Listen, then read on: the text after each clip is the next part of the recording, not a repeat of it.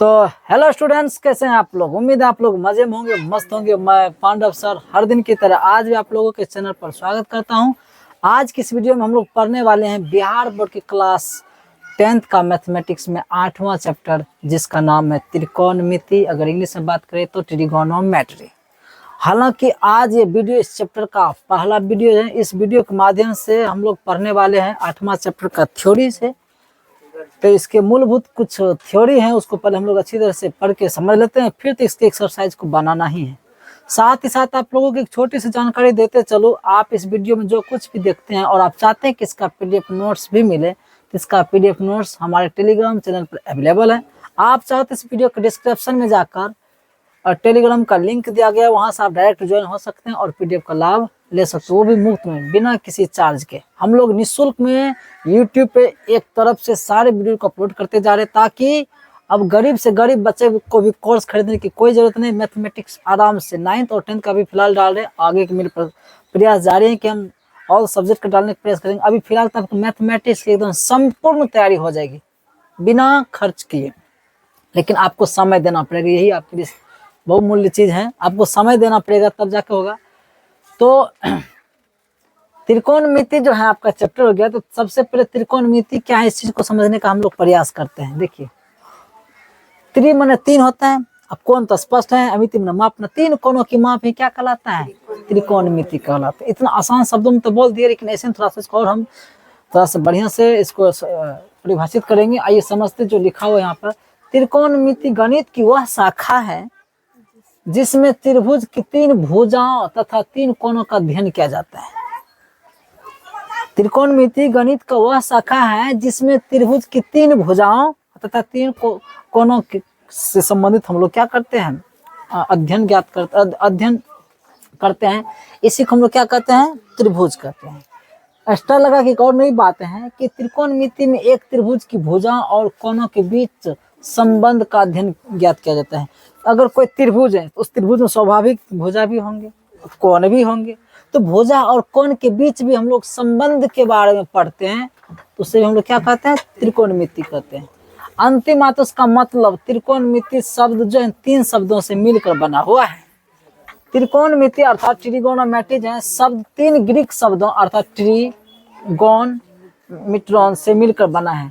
ये कौन शब्द है, त्रिकोणमिति जो है ग्रीक शब्द, और ग्रीक शब्द तीन शब्द हैं, ध्यान दीजिएगा। ट्री माने तीन होता है, गोन माने भुजा, और मिट्रॉन का मतलब क्या होता है, मापना। इसमें ट्री का अर्थ होता है तीन, गोन का अर्थ होता है भुजा, मिट्रॉन का अर्थ होता है माप। अर्थात तीन भुजाओं की माप ही क्या कहलाती है, त्रिकोणमिति कहलाती है, या तीन कोणों की माप ही क्या कहलाती है, त्रिकोणमिति कहलाता है। तो आप लोग इतना सरल भाषा में समझ लीजिए। अगर आपको कुछ ज्यादा समझ में नहीं आता है, अगर आपको सीधा सीधा बोलना चाहिएगा, किसी त्रिभुज के तीनों कोणों का माप ही क्या कहलाते हैं, त्रिकोणमिति कहलाते हैं, या तीनों भुजाओं का माप ही त्रिकोणमिति कहलाते हैं। यहाँ तक कि किसी भी त्रिभुज में उनके भुजा और कोणों के बीच जो हम लोग संबंध स्थापित करते हैं और इस तरह का जो अध्ययन हम लोग करते हैं, इसी को हम लोग क्या कहते हैं, त्रिकोणमिति कहते हैं। बस बात समझ में आना चाहिए, घुमा फिरा के जैसे आपको बोलने आता है बोल दो। जैसे मैंने कई तरह की भाषाओं से आपके सामने बोले, ठीक है, लिखा या कुछ और है, कुछ अपने हिसाब से बोले। आप लोगों को समझना है, हर चीज को बढ़िया से समझ लो, अंदरूनी इस चीज को तैयार कर लो कि ये चीज क्या है। अरे भाई, त्रिकोणमिति त्रिकोणमिति बार बार बोल रहे, त्रि माने तीन होता है, कोण स्पष्ट रूप से है ही, मिति माने मापना। तीन कोणों की माप ही त्रिकोणमिति कहलाता है, सीधी सी बात है।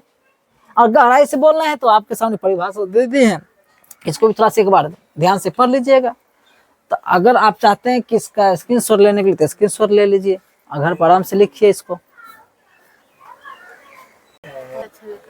चलिए, अब है आपका समकोण त्रिभुज। चलिए, त्रिकोणमिति में समकोण त्रिभुज आप पढ़ाना है। देखो, त्रिभुज तो हम लोग क्षेत्र से परिभाषित करते हैं। कोण के आधार पर त्रिभुज तीन प्रकार के होते हैं, अब भुजा के आधार पर भी त्रिभुज तीन प्रकार के होते हैं। तो हमको भी उन सभी चीजों को नहीं पढ़ना है, लेकिन समकोण त्रिभुज पढ़ना है, क्योंकि समकोण त्रिभुज का ज्यादा उपयोग है किसमें, त्रिकोणमिति में। समकोण त्रिभुज का अध्ययन करना बहुत ही जरूरी है। यहाँ शायद आप लोगों को पहले से मालूम होगा, फिर भी शायद सोचे कहीं भूल भटक गए होंगे, तो थोड़ा सा याद दिला देता हूँ। समकोण त्रिभुज किसे कहते हैं, जिस त्रिभुज में एक कोण समकोण, समकोण माने अर्थात 90 डिग्री का हो, उस त्रिभुज को हम लोग समकोण कहते हैं। अगर चित्र से समझना चाहे तो चित्र कुछ इस प्रकार से होगा। देखिए, ध्यान दीजिएगा, यहाँ पर ये देख लीजिए, इस टाइप का अगर कोई त्रिभुज रहे अगर इसमें कहीं भी इस तरह का सिंबल दिख जाए, ये सिंबल जानते हैं क्या है? 90 डिग्री का सिंबल, 90 लिखा रहे या ना रहे, ऐसा सिंबल देख लेना तो समझ में आ जाए वहां पे कितना डिग्री कोण है, 90 डिग्री का कोण है। और जिस त्रिभुज में एक कोण 90 डिग्री का हो उसे हम लोग क्या कहते हैं? समकोण कहते हैं। चाहे तो आप इसका नामकरण कर सकते हैं, ए इसका नाम बी, इसका नाम सी। चलिए एक बात और आपको बताते चलो, ध्यान दीजिएगा। यहाँ पे एबीसी एक समकोण त्रिभुज हो गई। अब इसी में किसको लंब कहते हैं, किसको आधार कहते हैं, किसको कर्ण कहते हैं, ये भी समझना बहुत ही ज्यादा जरूरी इस चैप्टर में, क्योंकि त्रिकोणमिति में लंब आधार कर्ण पे ही तो सवाल बनने वाला है।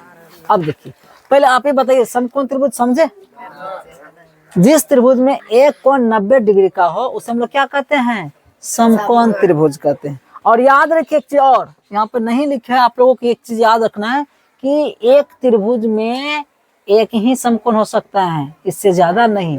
किसी भी त्रिभुज में दो समकोण हो ही नहीं सकता है। क्यों नहीं हो सकता है, रीजन बता देते। देखिए अगर मान लो किस त्रिभुज में दो 90 डिग्री का कोण हो गया तो 90 90 तो 180 हो गया, तो भाई तीसरा कोण गया कहाँ? हम लोग जानते हैं त्रिभुज में 3 कोण होते हैं, तो 2 कोण ही मिलकर 90 90 180 हो गया। और हम लोग पिछले क्लास से पढ़ते हैं त्रिभुज के तीनों कोणों का योग 180 डिग्री होता है, तो यहाँ तो 90 90 मिलकर ही हो गया 180, तो तीसरा कोण गया कहाँ? अर्थात त्रिभुज कभी हो ही नहीं सकता ऐसा। नहीं समझ मेरी बात?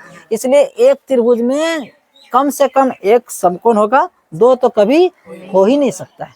बात समझ में आ गई? ये भी पॉइंट है, याद रखिएगा कि किसी भी त्रिभुज में एक ही समकोण हो सकता है, इससे ज्यादा हो ही नहीं सकता है।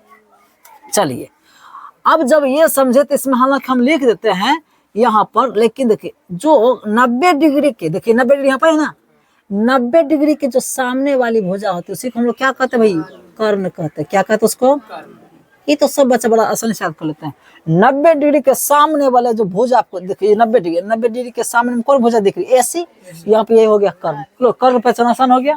लंब आधार में कभी कभी कंफ्यूजन रहता है, कभी कभी जो लंब उसको हम लोग आधार मान लेते हैं और जो आधार उसको हम लोग लंब मान लेते हैं, तो इसमें कंफ्यूजन हो जाता है। आइए आज उस कंफ्यूजन को भी हम लोग क्या करते हैं? दूर करते हैं। दिमाग में हमेशा हमेशा के लिए सेट कर लो कि किसको कर्ण कहेंगे, किसको लंब कहेंगे, किसको आधार कहेंगे। अब सीधी सी बात है, ये तो कंफर्म हो गया कि 90 डिग्री के सामने वाली भुजा को हम लोग क्या कहते हैं? कर्ण कहते हैं। हालांकि यहाँ पे लिखे भी होंगे समकोण त्रिभुज में, समकोण में 90 डिग्री, समकोण त्रिभुज में समकोण के सामने वाली भुजा को कर्ण कहा जाता है, जो आपको सामने दिख भी रहा है। आराम से आप लोग पहचान लिए कर्ण क्या, इस चीज को भी आप लोग समझ गए। अब रही बात कि सर जी हम आधार किसको कहेंगे, तो आधार अभी फिलहाल इसको कहते हैं, लेकिन इसको हम पलट भी सकते हैं तो आधार ये लंब हो जाएगा, और इसको हम लोग क्या कहते हैं? लंब कहते हैं। क्या कहते हैं इसको हम लोग? लंब। अब समझो सर जी लंब किसको कहेंगे? अगर मान लो यहाँ पर कोई न्यून कोण है, क्या है न्यून कोण, जिसको हम लोग थीटा मान के चलते हैं, इसको थीटा बोलते हैं भाई साहब। इसको क्या हम लोग बोलते हैं? थीटा। पहली बार पढ़े, चलो इसको नोट कर लेना। इसको क्या हम लोग बोलते हैं? थीटा बोलते हैं। अगर यहाँ और थीटा क्या बताता है, वहां पर कोई कोण है 30 डिग्री का, 40 डिग्री का, 50 डिग्री का, कोई न्यून कोण अगर है तो ये थीटा उस चीज को प्रदर्शित यहाँ पर भी करता है।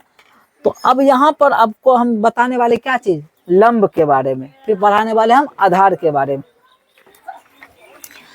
अब जो न्यून कोण होगा उस समय, तो 90 डिग्री के सामने वाली भुजा को हम लोग कहते हैं कर्ण। जो न्यून कोण होगा, नहीं कि जिस कोण के हम कोण के आधार पर लंब आधार हम जानने जा रहे हैं, तो न्यून कोण के सामने वाली भुजा को लंब कहते हैं। ले बाबा याद होगी, न्यून कोण के सामने वाली भुजा को लंब कहते हैं। अब तो जब तुमको लंब मालूम हो गया, कर्ण मालूम हो गया, तो जो बचा वो आधार हो गया, जो बचा वो आधार हो गया। तो नीचे में जो ऐसे नीचे वाला का आधार करना चाहिए। अगर आप इसे गलती से ऐसे पलट देते हैं, ऐसे पलट देते हैं, कर्ण वही रहेगा।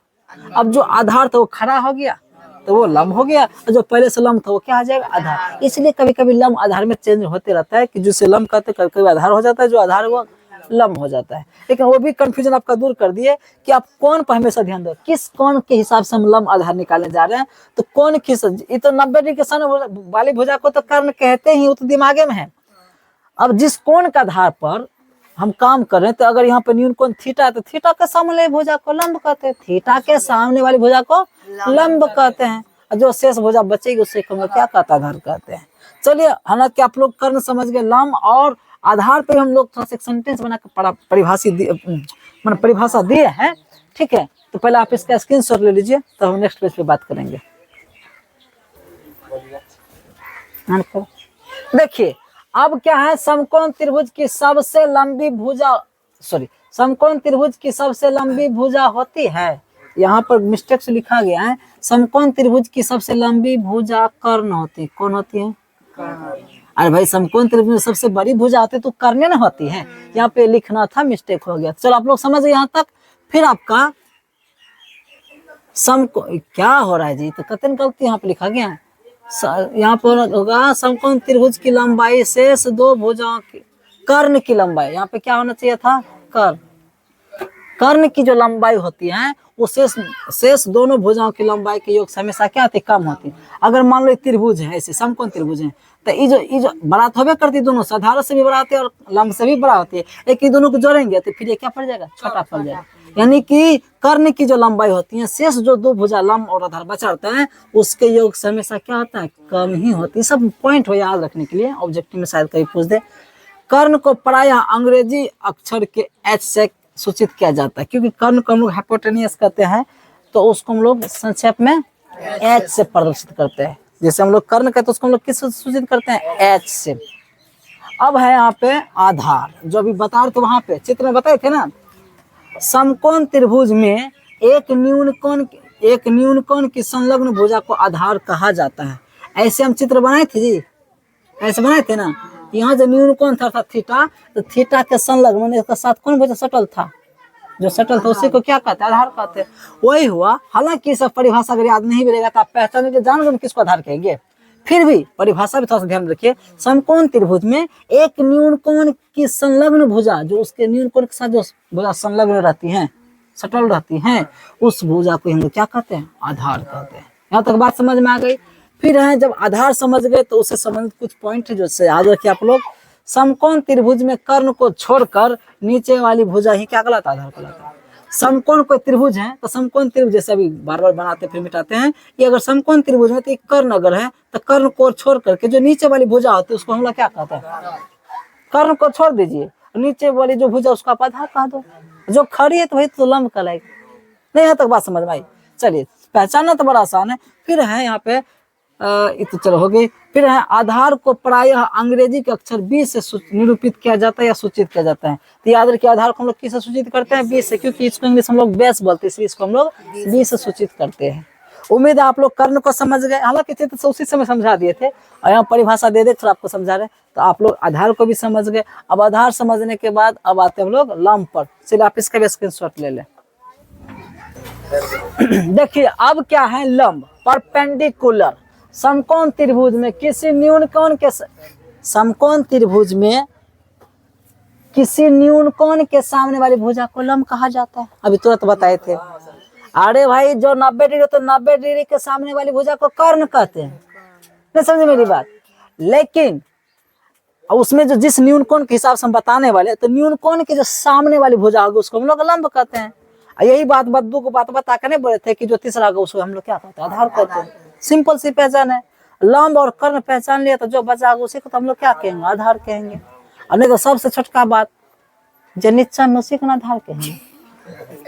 निचले वाला का आधार कहा जाता है। हम खड़ा है जमीन पर, जमीन मेरे लिए क्या है, आधार है। तो सीधी सी बात है, नीचे वाला हम लोग क्या कहते हैं, आधार कहते हैं। तो हमको लगता है अब आप लोगों को कोई कंफ्यूजन होना ही नहीं चाहिए लंब और कर्ण या आधार में। कोई कंफ्यूजन नहीं, आराम से पहचान लोगे समकोण त्रिभुज किसको लंब कहेंगे, किसको आधार कहेंगे और किसको कर्ण कहेंगे। आप लोग को एक छोटी सी बात को बहुत देर से बता रहे, पूरे चैप्टर में इसी पे खेला हो गए, ठीक है। इसीलिए इसको बढ़िया से समझिए।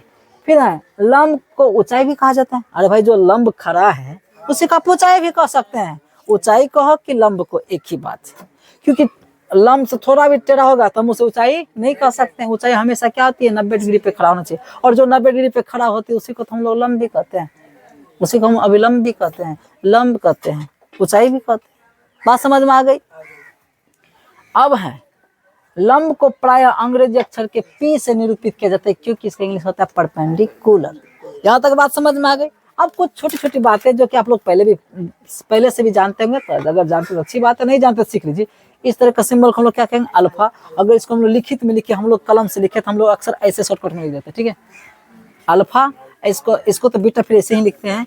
ये है थीटा, इसको हम लोग फाई पढ़ते हैं। इसको क्या पढ़ते हैं हम लोग, फाई, ठीक है। इस सब सिंबल का कहीं का उपयोग हो जाता है, ठीक है। तो इसलिए थोड़ा सा लिख दिए कि इसका भी जरूरत पड़ जाएगा तो आप लोग इसका कम से कम नाम जरूर किसको क्या कहेंगे।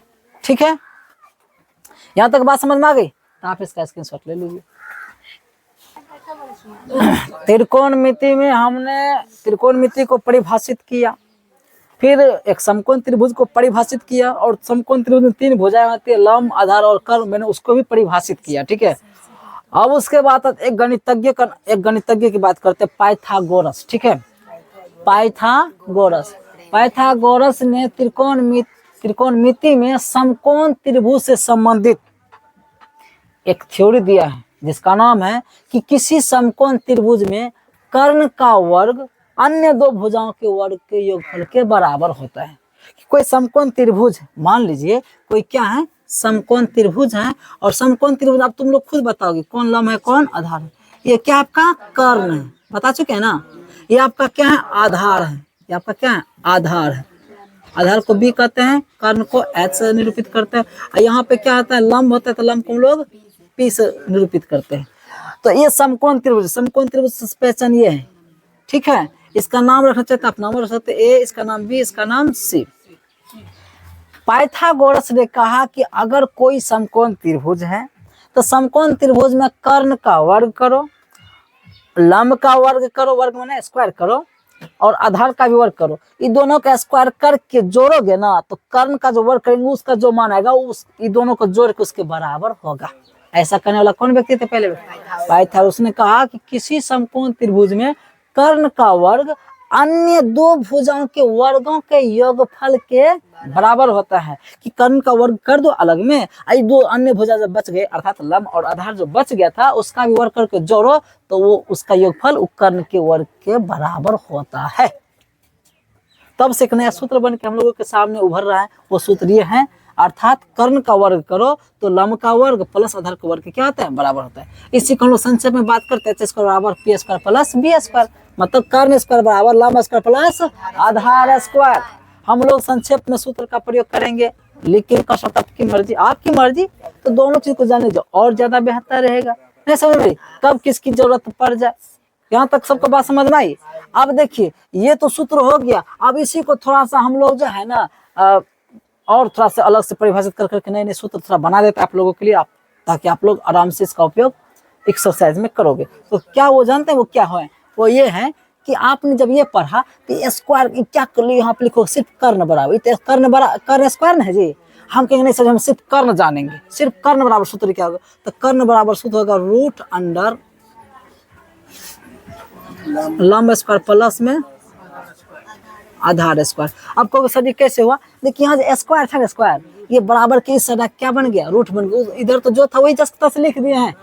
इसी को संक्षेप में लिखना चाहेंगे तो लिखेंगे h बराबर root under p square plus में b स्क्वायर। ये भी सूत्र है। फिर अगर हम कहेंगे कि नहीं सर हमको आधार जानना है, क्या जानना है? आधार।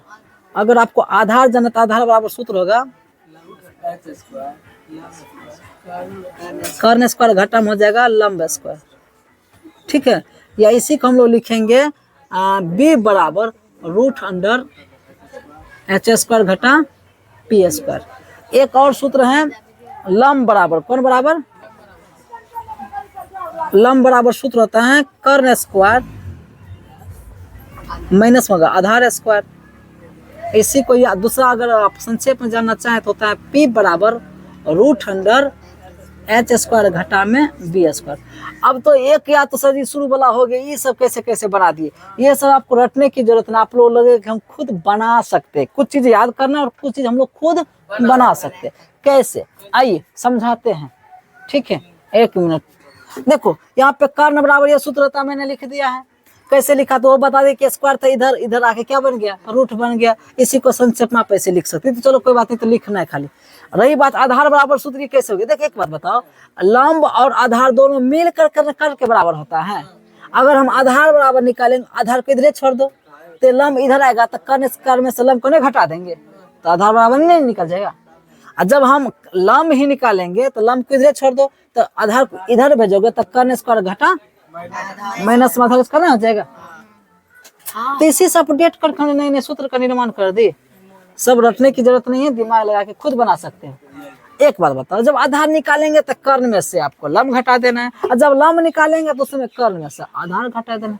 कितने ट्रिक है जी, जैसे आपको याद रखना याद रख लो, इसका स्क्रीनशॉट ले लो। देखिए अब है त्रिकोणमितीय अनुपात। ये क्या होता है सर जी? भुजा के अनुपात का अलग अलग नाम रख दिया गया, ठीक है। कहा कि अगर मान लीजिए लंब है, लंब अब बटे कर्ण रहेगा तो इसका कुछ नाम रखा जाएगा।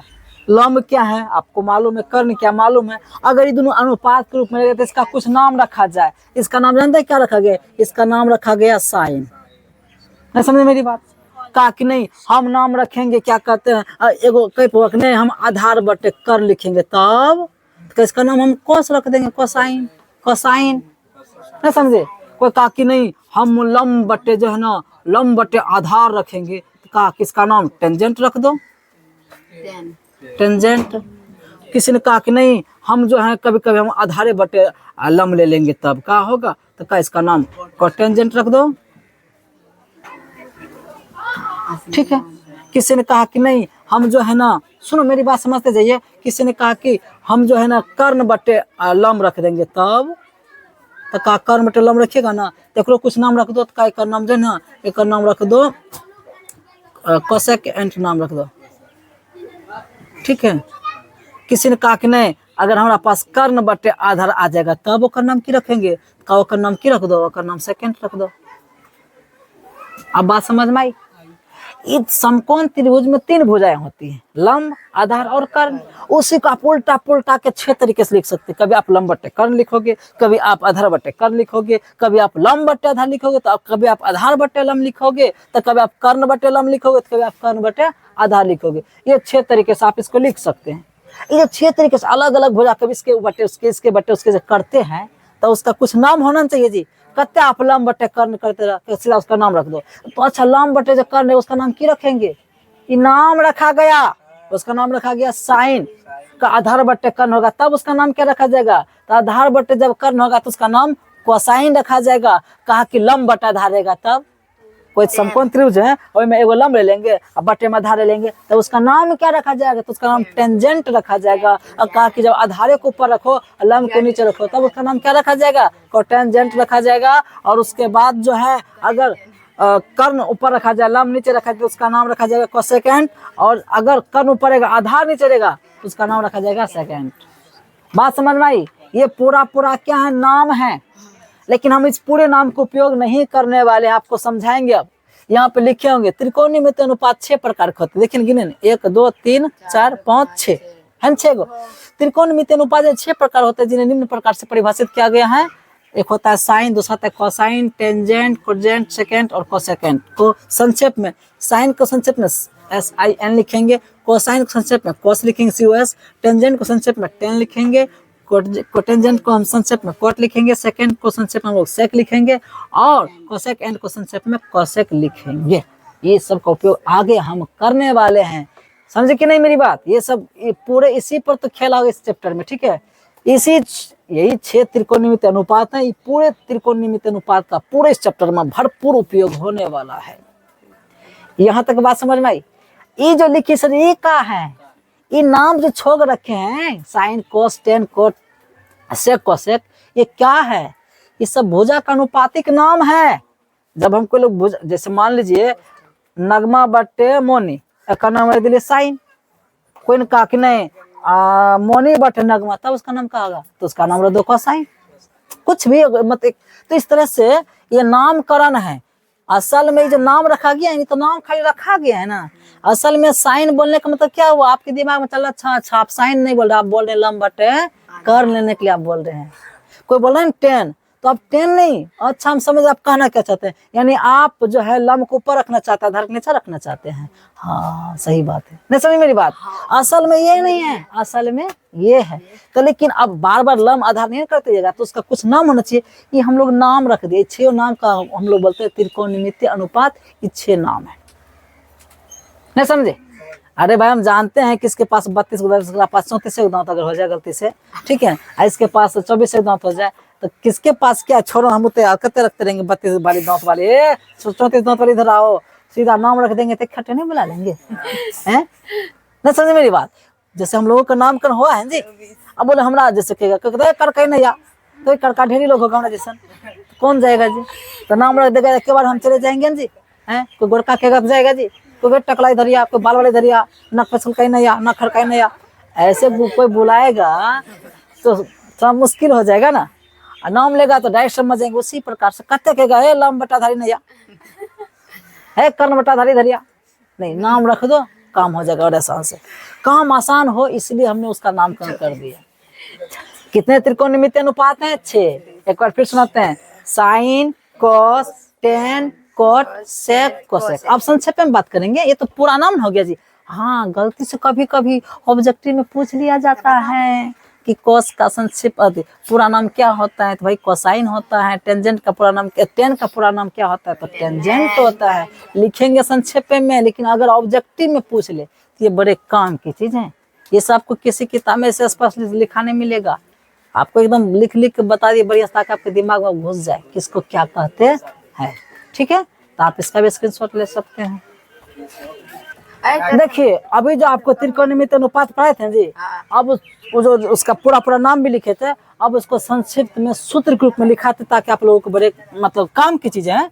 वो ये होगा कि मान लीजिए समकोण त्रिभुज, क्या आपका समकोण त्रिभुज, इसका नाम ए है, इसका नाम क्या है बी है, इसका नाम क्या है 80 है। आप सबको पता है, इसको हम लोग क्या कहते हैं, लंब कहते हैं। क्या कहते हैं? लंब कहते हैं, अर्थात इंग्लिश में बोले तो पी कहते हैं संक्षेप में।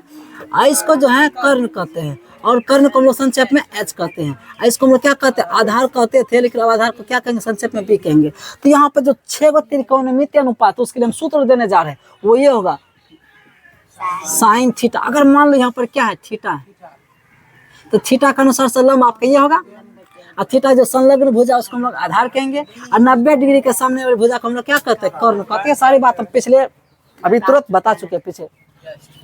तो यहाँ पर जो है साइन थीटा बराबर, अगर मान लो आपको अब साइन क्या आपको पता है, साइन किसको कहते थे? लंब बटे कर्ण को कहते थे।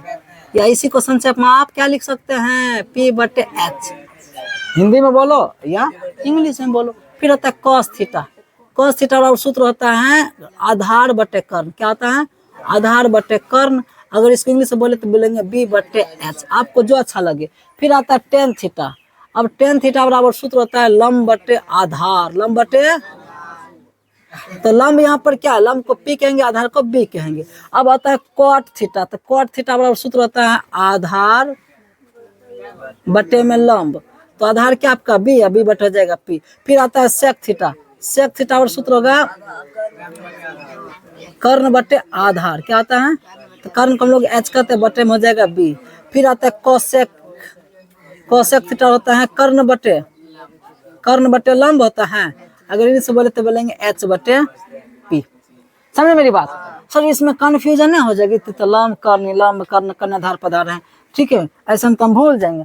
अगर आप लोग इसको कर्मानुसार याद कर लेते हैं। अच्छा, कर्मानुसार याद कर सकते हैं क्या? 2 बार मेरे साथ बोलिए, कर्मानुसार जैसे हमको याद है, बिना देखे बोलेंगे। Sine cos, tan cot, sec cosec. Sine cos, tan cot, sec cosec.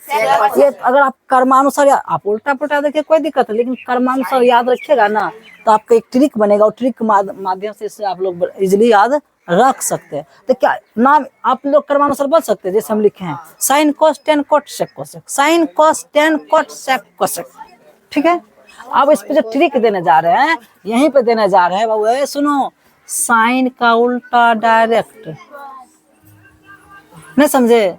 Sign का उल्टा कोसेक, तो कोसेक का उल्टा साइन। मन लगा?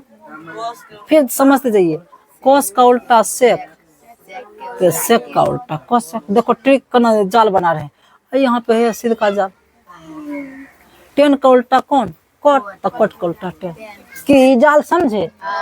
कर्मानुसार लिख दो। ये जाल के मदद से फटाफट कहते लोग लका पकान करता, हमको तो लका पका से भेजो ट्रिक है, ठीक है, एकदम मन लग जाएगा, ठीक है। अरे देखो साइन का अगर होता है लंब बटे कर्ण, अर्थात साइन कहता है पी बटे एच, कोसेक कहता है एच बटे पी। पलट दो। ए बाबू सुने नहीं, समझा रहे हैं। साइन कहता है सूत्र अगर पी बटे एच, तो उसका उल्टा क्या बोले थे कोसेक, उसका जगह एच बटे पलट देना है। वो एक याद तो दो याद, ठीक है। कोस का अगर याद करते बी बटे एच, तो कोस का उल्टा आता है सेक, तो जगह एच बटे बी पलट दो, नीचे वाला ऊपर, ऊपर वाला का नीचे। और टेन क्या याद कर लो, टेन का अगर होता है पी बटे बी, तो कोट कर जाएगा बी बटे पी। कितना सुंदर ट्रिक है। साइन याद तो कोसेक याद, कोस याद तो सेक याद, और टेन याद तो कोट याद। अब इससे ज्यादा हम क्या कर सकते हैं। आपको सिर्फ कुछ याद नहीं करना, ऐसा थोड़े, कुछ तो याद करना पड़ेगा, और कुछ टेक्निक के मदद से आप दिमाग में रख सकते हो। क्या बात समझ में आवे है? चलिए, तो आप इसको भी आप इसका भी स्क्रीनशॉट ले लीजिए। अब आप लोगों के सामने एक्सरसाइज होता है शुरू। इससे पहले था, इस चैप्टर के लिए थ्योरी थे, उस चीज को अगर आप लोग बढ़िया समझ गए तो अब आराम से इस एक्सरसाइज को आप लोग बना सकते हैं। तो सवाल नंबर 1 है, कहता त्रिभुज एबीसी में, सुने यहाँ पे, त्रिभुज एबीसी में जिसका कोण बी क्या है, समकोण है। त्रिभुज बनाया नहीं गया, हम लोगों को इस बार बनाना पड़ेगा। कहता कोई त्रिभुज एबीसी है जो कि समकोण है, जिसका कोण बी क्या है, समकोण है। ए बी बराबर 24 सेंटीमीटर, बी सी बराबर 7 सेंटीमीटर, तो निम्नलिखित का मान ज्ञात कीजिए। ये सब आपको ज्ञात करना है। तो इससे पहले हम लोग क्या करेंगे, एक त्रिभुज बनाएंगे। क्या बनाएंगे हम लोग, त्रिभुज। ये त्रिभुज है, ठीक है। इसका नाम क्या रख दो, ए, इसका नाम रख दो बी, इसका नाम रख दो सी। अच्छा, इसमें पहले ये बोला जिसमें बी क्या है, जिसमें बी, जो बी क्या है, समकोण है। अच्छा, ए बी बराबर ए से लेकर बी तक की जो दूरी वो कितना है, 24 सेंटीमीटर है। अच्छा, बी सी बराबर कितना है, वो है 7 सेंटीमीटर। यहाँ तक बात समझ आ रही है। तो इसमें ए सी क्या है, व्हाट, ए सी बोले तो यहाँ पे कर्ण है, हमको कर्ण निकालना। दिमाग में क्या बात चल रही है, लंब दिया, आधार दिया, हमको कर्ण निकालना है। तो सीधी सी बात है, यहाँ पे हल करने जा रहे, तो हल में लिखेंगे, जानते क्या लिखेंगे, कर, हम लोगों को लंब दिया है पहले से। लंब बोले तो क्या, ए बी, लंब बोले तो ए बी कितना दिया है, 24 सेंटीमीटर। आधार दिया है, आधार बोले तो बी सी कितने दे रखा है, 7 सेंटीमीटर दे रखा है। और ए सी बराबर क्या है, वाट है। तो लिखेंगे कर्ण। कर्ण बोले, कर्ण अर्थात कर्ण बोले तो एसी, एसी बराबर सूत्र होगा √अंडर प्लस में, अरे कर्ण बराबर सूत्र भी तो नहीं बताए थे, लंब स्क्वायर प्लस में आधार स्क्वायर होता है। अब देखिए यहाँ पे लिखेंगे एसी बराबर √अंडर, लंब कितना है भाई साहब, लंब यहाँ पे क्या है, लंब बोलो कि ए बी बोलो, कितना है 24 का स्क्वायर प्लस आधार कितना है जी 7 का स्क्वायर करो, देखते जाइए। एसी बराबर √अंडर 24 का स्क्वायर करोगे, 24 में 24 576 निकलता है, और 7 का 7 है 49। एसी बराबर जो जानते हो जाएगा 500, सॉरी दोनों को जोड़ेगा तो 625 निकलता है। और आपको पता नहीं, हम बता देते हैं, एसी बराबर 625 का कितना निकलता है, 25 सेंटीमीटर। ले बबुआ, ये भी निकल गया ये, लेकिन अभी क्लियर नहीं हुआ है। हमने लंब आधार के मदद से कर्ण भी निकाल लिया, लेकिन हमको निकालना ये वाला साइन ए और कोसेक का मान, साइन ए और साइन सी का मान। ध्यान से समझना। अब आ रहे हम लोग इधर, थोड़ा सा जगह का अभाव है, हम इसी में एडजस्ट करेंगे, ठीक है। आप लोग जो धैर्य बना कर रखिए, आपको बढ़िया सिखा देंगे। चलो, अब हमको 1 नंबर का सॉल्व करना है। 1 नंबर में क्या निकालना है, साइन ए का मान। साइन ए बोलो कि थीटा बोलो, कि यहाँ एक कुछ कौन कौन बताता है जी। तो साइन ए, तो साइन थीटा बराबर सूत्र भी पढ़ाया था आप लोगों को, P/H। P/H पढ़ाए थे ना, P/H पढ़ाए थे ना। अब बताओ तो P का मान कहाँ है सर जी इसमें, P बोले तो लंब, इंग्लिश में लिखे हिंदी में लिखे, चलो इस बार हिंदी में, तो अगले नेक्स्ट सवाल से ना इंग्लिश में लिखेंगे। तो लंब बटे क्या होता है, लंब बटे कर्ण होता है। अब बताओ लंब कितना है, ये है, ऐसे में गलत हो जाएगा, इसको नहीं देखना है, क्योंकि लंब आधार भी हो सकता है, हमको चित्र से देखना है। चित्र में यहाँ पे क्या है, कौन की जगह पे ए है। अच्छा, इसके अनुसार से बात हो रही है। अब ये हो गया न्यून कोण, यहाँ पे ए जो है, ए किसके जगह पे, न्यून कोण की जगह पे। तो वहाँ थीटा रहता था यहाँ, तब नहीं इलम होता था। इस बार थीटा की जगह पे ए है और ए कहाँ यहाँ पर है, तो न्यून कोण के सामने वाली भुजा को लंब कहते हैं। लंब के जगह पे यहाँ पे 7 लिखना पड़ेगा। ये कंफ्यूजन बहुत विद्यार्थी को होता है। और कर्ण तो वही रहेगा जो है 25। हो गया आंसर। अब आपको क्या निकल इसमें कौशे क्या निकलना है। कौशे बराबर सूत्र होता है आधार बटे कर्ण होता है। तो आधार अब ए का अनुसार से आधार कौन है आपका 24 है। 24/25 सॉरी, जबकि ये आपका लंब था भाई। सी के अनुसार से ना लंब था, लेकिन एक अनुसार से ये आधार है ये लंब है। आपका 2 काम हो गया। अब आते नंबर 2 में। 2 में क्या निकालना है हमको साइन सी। सूत्र वही होगा लंब बटे करने होगा। सूत्र कभी बदलता थोड़े है। अब निर्भर करता है सी के अनुसार से। अब सी के अनुसार अगर इसकी बात करें तो सी के अनुसार से अब ये हो जाएगा आपका लंब। तो 24 कर्ण वही रहेगा 25। अब एक और बचा साइन सी। तब कौशी निकालना है। कौशी वाला सूत्र होता है आधार बटे कर्ण। सूत्र वही रहेगा जी, लेकिन सी का अनुसार आधार कौन है यहाँ पे 7 बटे में कर्ण कर दो रहेगा 25 से। ये फाइनली चारों क्या है आपका आंसर। सुंदर लिख लीजिए फटाक से।